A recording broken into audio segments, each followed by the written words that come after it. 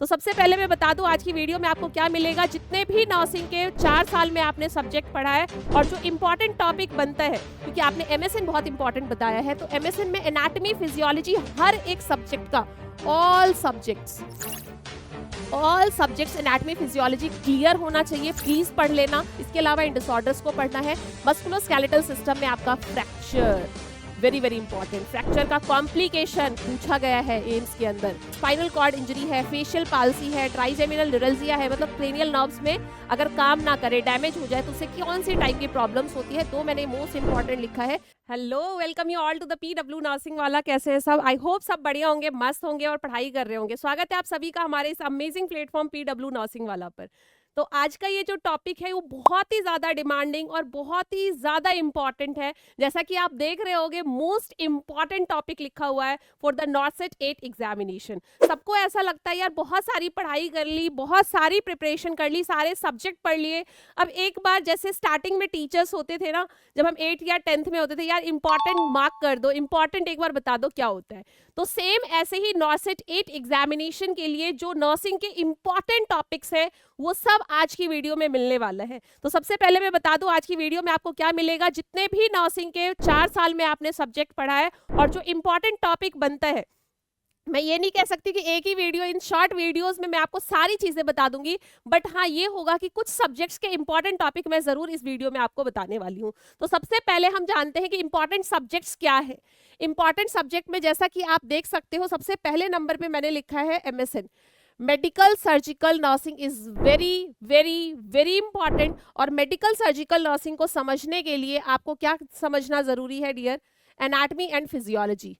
अगर आपको हर सब्जेक्ट का एनाटमी एंड फिजियोलॉजी क्लियर है, एनाटमी एंड फिजियोलॉजी क्लियर है, तो शायद यहाँ पे मेडिकल सर्जिकल नर्सिंग में जितने भी सब्जेक्ट्स आप देख सकते हो, cardiovascular system, renal system, respiratory system, JIT system, nervous system, musculoskeletal system, blood है, एंडोक्राइन है, स्किन है, आई, ईएनटी एंड ऑन्कोलॉजी है। यहाँ पे आपको दिख रहा है सिर्फ एमएसएन के लेक्चर्स लिखे हुए हैं, मतलब इस सब्जेक्ट के डिजीज को, मेडिसिन को, डिजीज कंडीशन को, उसकी सर्जरी को समझने के लिए, उसके अंदर जो प्रोसीजर्स होते हैं, जो इंस्ट्रूमेंट्स यूज होते हैं, उसे समझने के लिए आपका एनाटमी फिजियोलॉजी बहुत ही स्ट्रांग होना चाहिए। ठीक है, तो सबसे पहला सब्जेक्ट आपको समझ में आ गया, including the anatomy and physiology. Medical surgical nursing is very important, यहां से सबसे ज्यादा क्वेश्चंस पूछा जाता है। सेकंड नंबर पे मैं अगर बात करूं तो फंडामेंटल ऑफ नर्सिंग। अब इसमें क्या क्या इंपॉर्टेंट टॉपिक्स है अभी आगे बात करेंगे, पहले हम सब्जेक्ट की बात करते हैं। साइकेट्रिक नर्सिंग, जैसा कि एम्स में देखा है, कभी साइकेट्रिक बहुत ज्यादा होता है, फंडा होता है, एमएसएन होता है, ओबीजी एंड पीडियाट्रिक्स का अपना वेटेज होता है, ये मैंने सेपरेट वीडियो में भी आपको बताया है। 10 से 20% तक वेटेज ओबीजी एंड पीडियाट्रिक्स को मिला के होता है। कम्युनिटी हेल्थ नर्सिंग भी इंपॉर्टेंट है। फार्मेकोलॉजी, जिसमें ड्रग्स है कि अगर ये कोई डिजीज कंडीशन है तो उसमें कौन सा ड्रग यूज होना चाहिए, क्या ड्रग ऑफ चॉइस होता है, क्या उसके अंदर एज अ नर्सिंग ऑफिसर आपको पता होना चाहिए कि साइड इफेक्ट होता है, ये सब आपको फार्मेकोलॉजी में पढ़ाया जाता है। Microbiology, research management, nursing administration, nutrition, तो ये छोटे मोटे जितने भी सब्जेक्ट हैं इनको भी पढ़ना जरूरी है। अगर आप ये सोचोगे मैम इंपॉर्टेंट एक दो सब्जेक्ट बताओ ना, ऐसा नहीं होता। सिलेक्शन के लिए हर एक सब्जेक्ट बहुत ज्यादा इंपॉर्टेंट होता है। हर सब्जेक्ट को आपको समझ के पढ़ के जाना है। ऐसा नहीं होता कि 2 सब्जेक्ट पढ़े और सिलेक्शन पक्का, नहीं। नर्सिंग के हर एक सब्जेक्ट की नॉलेज आपको होनी चाहिए। ठीक है, हाँ 4-5 सब्जेक्ट हम इंपॉर्टेंट इसलिए बोलते हैं क्योंकि वहां से 50% तक पेपर वहीं से बनाया जाता है, लेकिन इसका मतलब ये नहीं होता कि अगर आप इन सारे सब्जेक्ट्स को छोड़ के चले जाओगे तो आपका सिलेक्शन का चांस होगा, नहीं।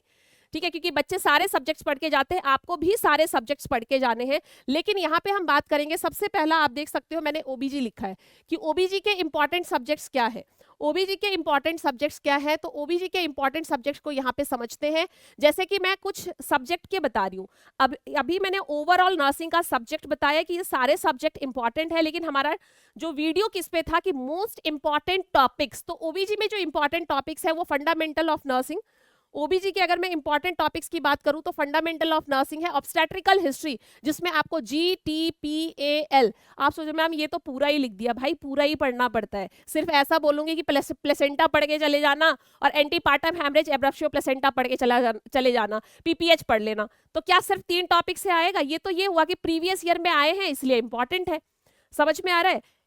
आपको हर एक सब्जेक्ट के हर एक कॉर्नर को टच करना है, क्योंकि पता नहीं कौन सा टॉपिक किस पेपर में कितनी इंपॉर्टेंस के साथ आ जाए। इसीलिए ऐसा नहीं होता कि सिर्फ 4 टॉपिक बता दो ओबीजी में जो सबसे ज्यादा इंपॉर्टेंट है, भाई ऐसा कुछ नहीं होता।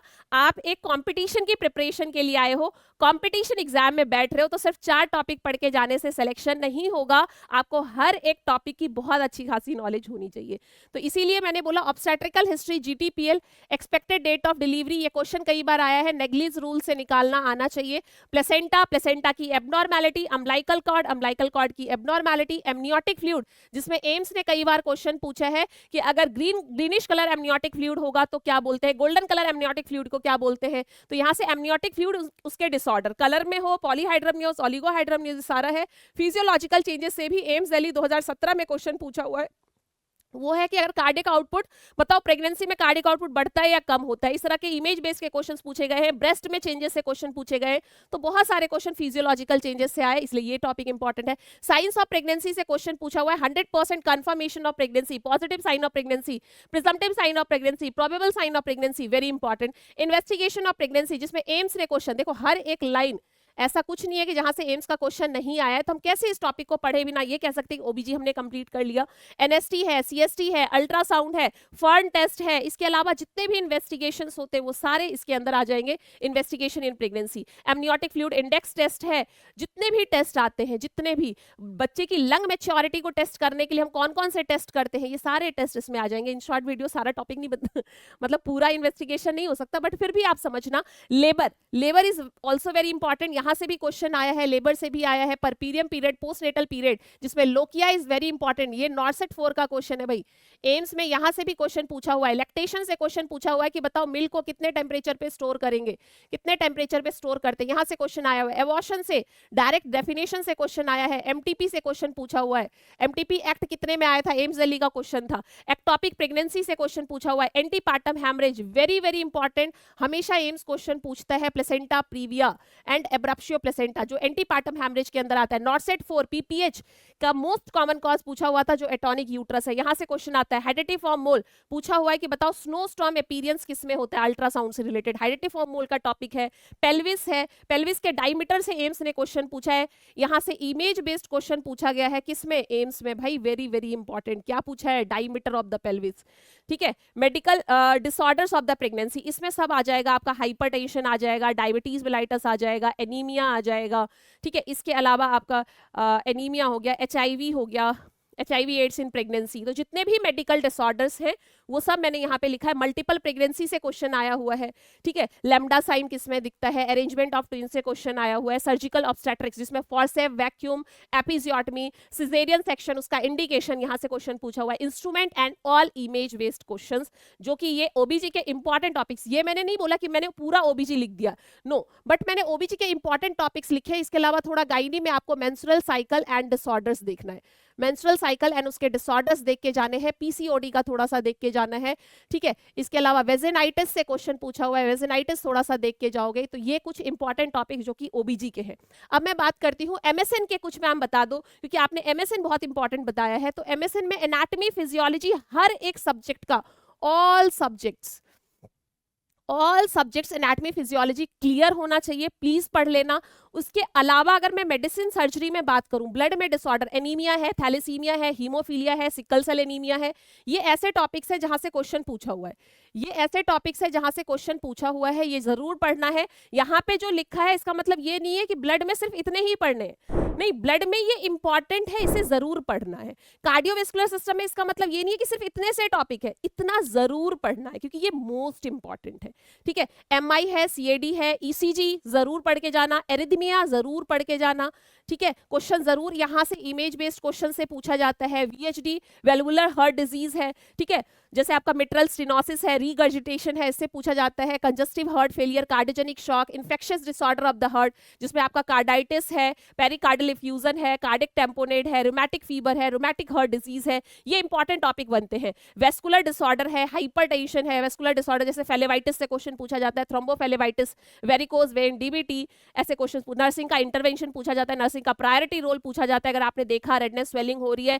हैंड में तो इमीडिएटली आपको क्या करना चाहिए। मतलब पूरा ओवरऑल मैंने टॉपिक बताया कि ये मोस्ट इंपॉर्टेंट है। इसके अलावा भी है जो आपको पढ़ना है। एंडोक्राइन में है हाइपर एंड हाइपर। कुछ बच्चे बोलेंगे मैम आपने तो सारा ही लिख दिया। अरे भाई सारा पढ़ना पड़ेगा। मोस्ट इंपॉर्टेंट का मतलब सिर्फ एक टॉपिक पढ़ने से नहीं होता, हर एक टॉपिक पढ़ना पड़ता है।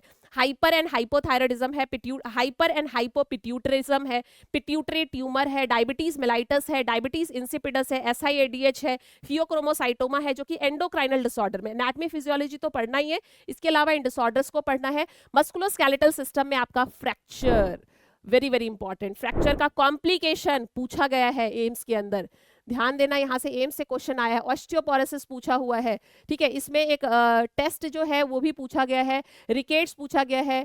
ऑस्टियोमेलेसिक डिजीज के बारे में, रूमेटॉइड आर्थराइटिस एंड ओए, यहाँ से इमेज बेस्ड क्वेश्चंस भी आया है। दामर्द कैटेगरी में जो मेडिसिन आते हैं उसके बारे में पूछा गया है। Total knee replacement, hip replacement etcetera, very important topic पढ़ना है। क्रच वॉकिंग के बारे में थोड़ा सा, क्रच वॉकिंग के बारे में थोड़ा सा पढ़ना है। रेस्पिरेटरी सिस्टम में जैसे सीओपीडी है, अस्थमा, निमोनिया, एपिस्टेक्सिस से नर्सिंग प्रायोरिटी रोल कई बार एम्स ने क्वेश्चन पूछा है। एटिलेक्टेसिस है, प्लूरल इफ्यूजन है, न्यूमोथोरेक्स है, ब्रोंकाइटिस है।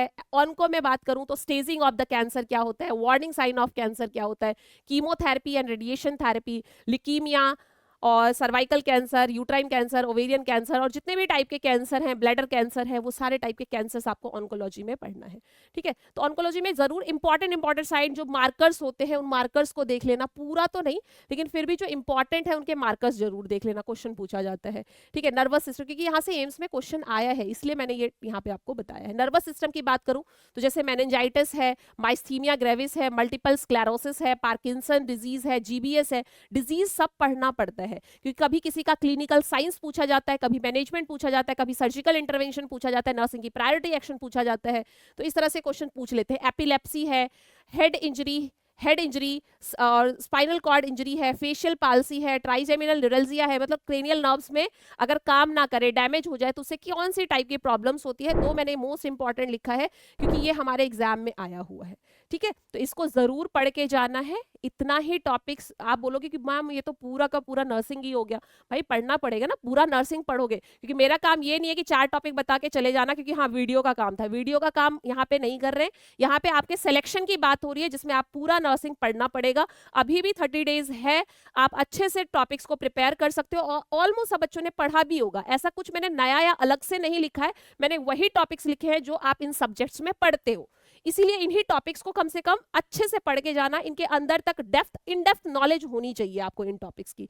इसके अलावा जीआईटी में बात करूं तो जैसे अपेंडिसाइटिस है, पेप्टिक अल्सर है जिसमें बहुत ज्यादा क्वेश्चन पूछा जाता है, गैस्ट्रिक अल्सर जिसमें बहुत ज्यादा क्वेश्चन पूछा जाता है, गैस्ट्रिक अल्सर और डिडनल अल्सर में डिफरेंस क्या होता है, ठीक है। पेनक्रियाटाइटिस है, हेपेटाइटिस है, लीवर सिरोसिस है, आपका इंटेस्टाइनल प्रॉब्लम जैसे कि अल्सरेटिव कोलाइटिस और क्रॉन्स डिजीज से भी क्वेश्चन पूछा हुआ है, कॉलीलिथियासिस है, कॉलिसिस्टाइटिस है, हेमोरॉइड्स, फिस्टुला, हर्निया, इन सब के बारे में भी पढ़ लेना क्योंकि इन सबसे क्वेश्चन आया हुआ है। जब आप पीवाईक्यू सॉल्व करोगे तो आपको क्वेश्चन मिल जाएगा। आई में cataract, glaucoma, conjunctivitis, retinal detachment.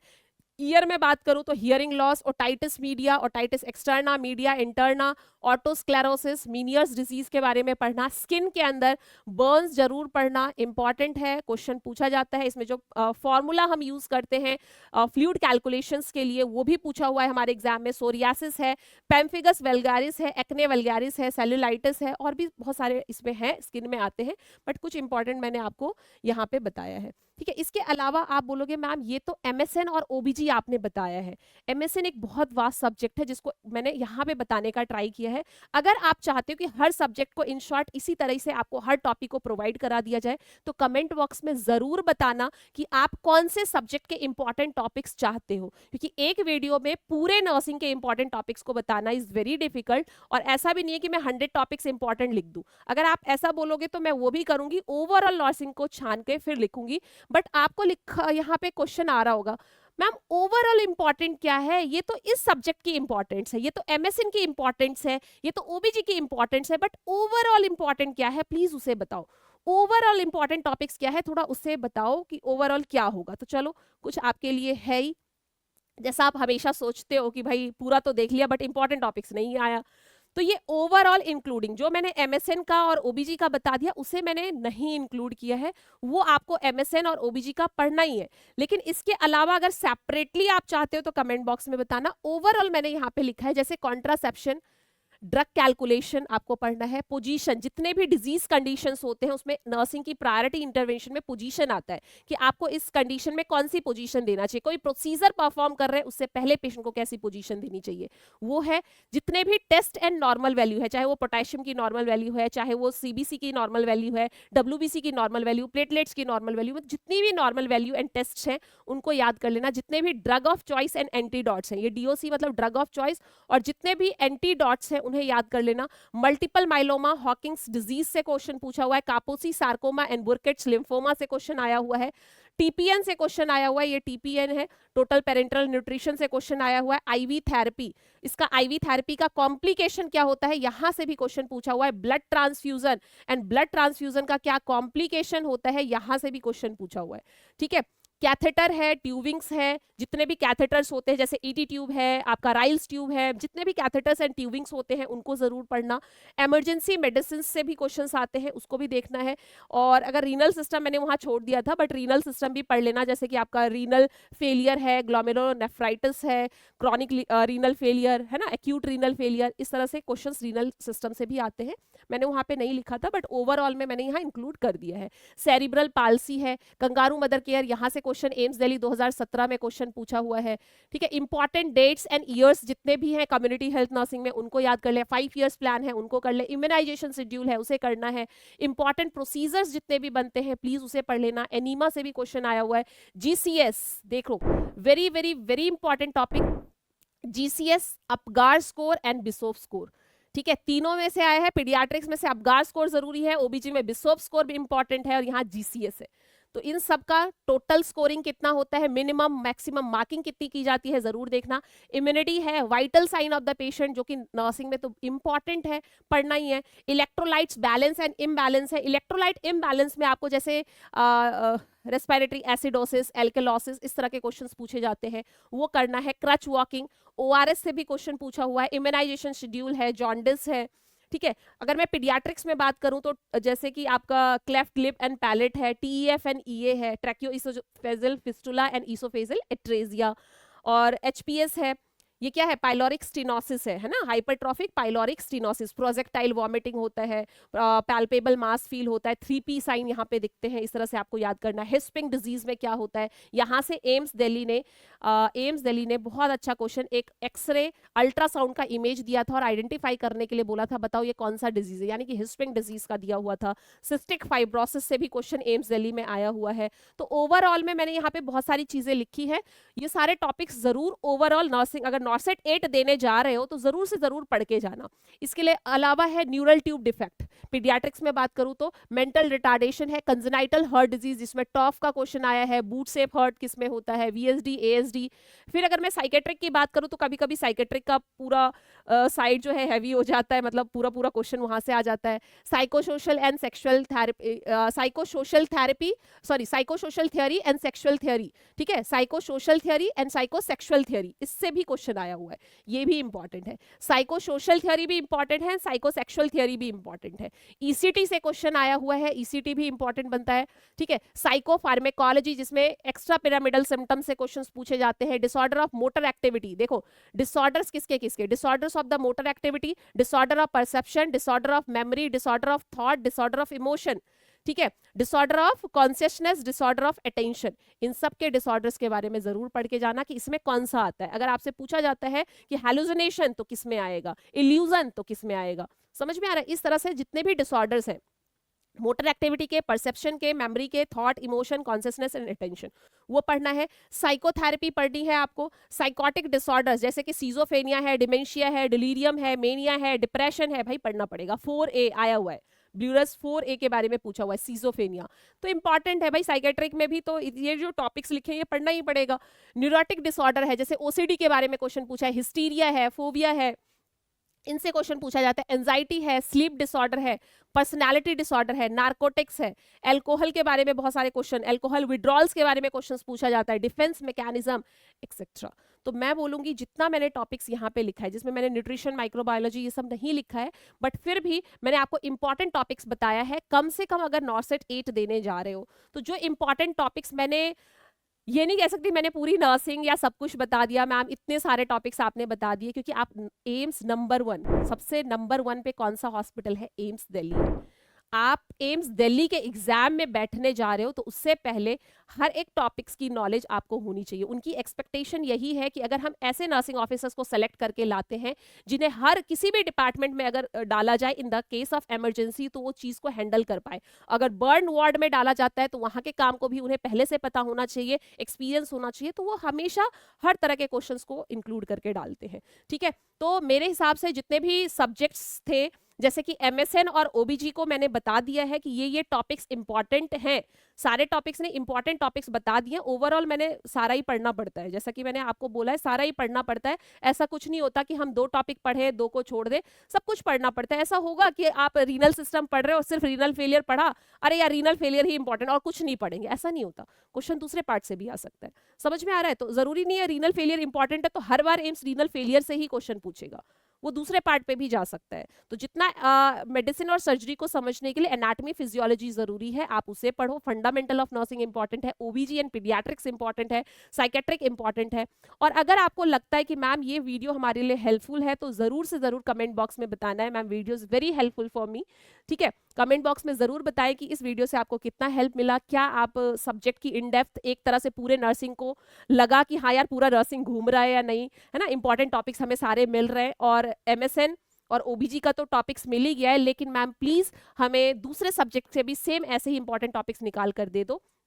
तो हम उसके लिए अगर आपके कमेंट्स, आपकी क्वेरीज बहुत ज्यादा रहेंगी, उसके लिए सेपरेट वीडियो बनाएंगे और आपको इंपॉर्टेंट टॉपिक्स प्रोवाइड कराएंगे। ठीक है, तो आपके नॉर्सेट के एग्जाम के हेल्प के लिए ये टॉपिक्स मेरी तरफ से है और आपको ये एग्जाम में बहुत ज्यादा हेल्प करेगा। आप इसकी इन डेप्थ नॉलेज, इसके कॉन्सेप्ट्स को क्लियर करें, इसके एमसीक्यूज को ज्यादा से ज्यादा प्रैक्टिस करें। और अगर कुछ भी चीज, कोई भी नीड अगर आपको लगता है कि एग्जाम से रिलेटेड आपको चाहिए तो आप कमेंट बॉक्स के थ्रू हमें जरूर से बता सकते हैं। Thank you so much for seeing this video. ठीक है, thank you so much for watching. मिलते हैं आपसे नेक्स्ट वीडियो में, तब तक bye bye, take care, have a good day.